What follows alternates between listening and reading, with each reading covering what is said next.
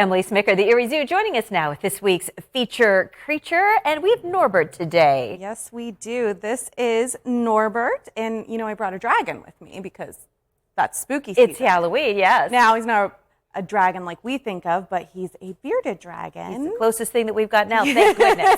I'll take a dragon of this size. Exactly, and he is named after a pretty famous literary dragon. If anybody's read the Harry Potter season, he is actually named after Hagrid's dragon that he hatches and raises. So Norbert.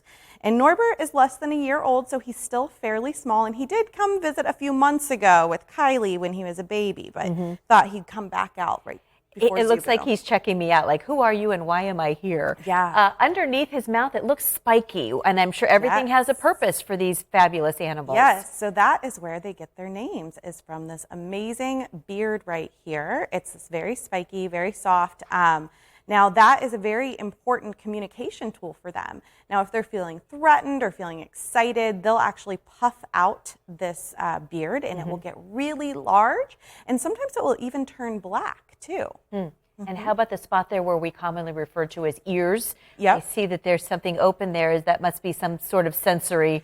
Yes, that is his way of hearing, of course. Yeah, so he can sense the vibrations, and he can hear us as well.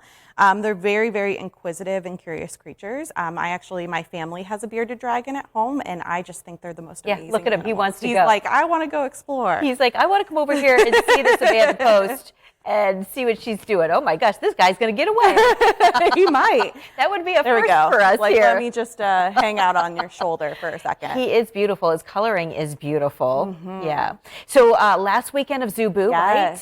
Yeah, so we're in our last week of Zubu.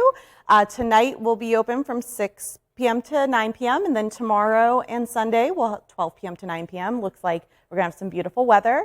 Last admission will be at 8:15. We have all kinds of fun things. Tonight we're going to have a princess sing-along. Yeah. So you can dress up as your favorite princess and come visit them from 6 to 8. All kinds of fun things going on. And then what happens moving forward? What happens in November with the zoo? So the zoo will still be open for daily operations until November 30th. So we'll be open 10 to 5 daily, with the exception of Thanksgiving Day. We are closed that day, but you can still come by. You won't see as many animals out. A lot of the warm weather animals will go into their winter habitats. Right. But you'll still be able to visit a lot of your other friends there. And you start to slow down a little bit, and then you really close down December, January, February. Yes. March as well? We open March 1st. That you open March 1st, yeah. And what do you typically do in those 3 months? Yeah, we get that question a lot. Well, of course, our keepers are still there every day taking care of the animals. They still need that care. And the rest of us in the office are still working really hard. We're doing different sort of planning for the upcoming season. All the events that you do and the fun things for the community. All the events, fundraising, because we are a nonprofit and we still are caring for those animals even though we're not open. So we get creative on how to bring in sponsorships, things like that. So there's a lot of planning process that goes into this next 3 months, as then we open in March 1st. Yeah. Well, Emily, it's always a pleasure to have you here every Friday for Friday's feature creature from the Erie Zoo. You can go check out the last weekend of Zubu this weekend, and then you can still visit through the month of November. Emily, it's always a pleasure. Thanks for stopping by. Thank you.